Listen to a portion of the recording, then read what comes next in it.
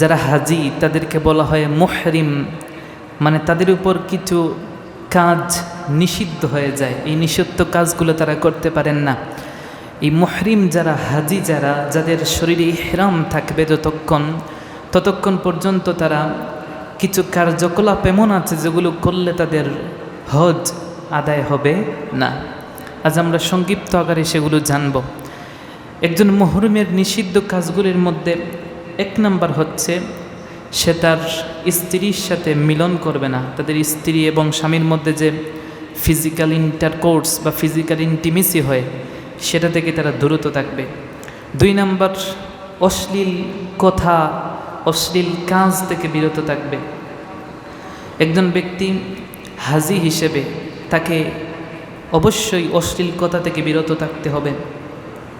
আমাদের মধ্যে দেখা যায় যারা হজে যান, যে ট্রাভেলসের মাধ্যমে তারা যান বা যে এজেন্সির মাধ্যমে যান, সেই এজেন্সি হয়তো বা সেই ট্রাভেলস হয়তো তাদেরকে বলেছে তোমাদেরকে মক্কাতুল মুকাররমায় নেওয়ার পরে এইরকম ফ্ল্যাট দিব, বাসা দিব, প্রত্যেক ওয়াক্তে এই মেনু দিয়ে খাবার দেব। ওই জায়গায় যাওয়ার পর হয়তো দেখা গেল ওই মেনুতে খাবার দেয় না, তখন দেখা যায় অনেক হাজিরা গালি দেয়, ট্রাভেলসের লোককে গালি দেয় যে আমাদের যেইভাবে বলছিল সেইভাবে দিল না, খাবার ঠিকঠাক মতো দেয় না, মন মতো পাই না, ঠিকঠাক মতো বাসা পেলাম না, সুযোগ সুবিধা পেলাম না, এমনটা কিন্তু অনেকে বলে।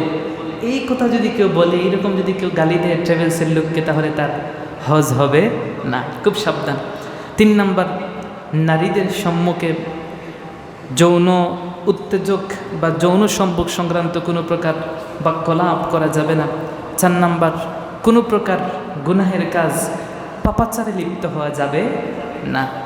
5 নম্বর, কারোর সাথে ঝগড়া বিবাদ লিপ্ত হওয়া যাবে না। ওই জায়গার মধ্যে গিয়ে ইহরাম শরীরে থাকা অবস্থায় কোনো অবস্থাতেই কখনো ঝগড়া বিবাদ করা যাবে না।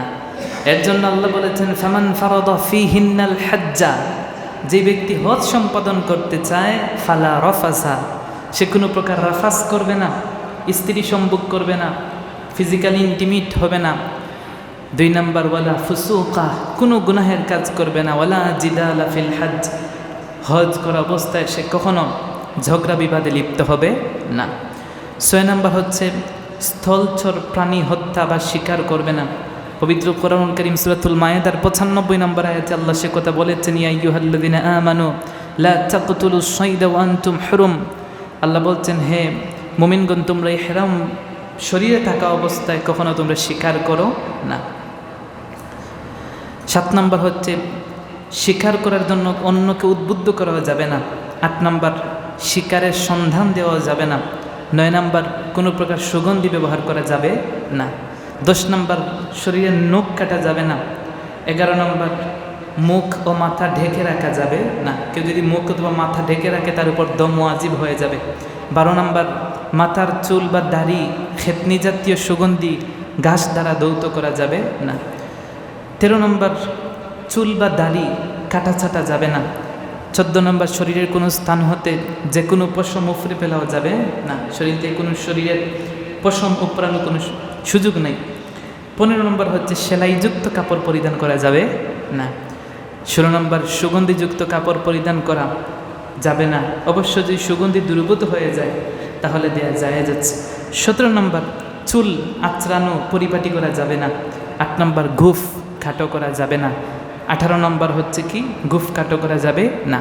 এই কাজগুলো একজন মুহরিম, একজন হাজির জন্য নিষিদ্ধ। যদি এগুলো থেকে বেঁচে থাকতে না পারেন তাহলে তার হজ কখনো শুদ্ধ হবে না।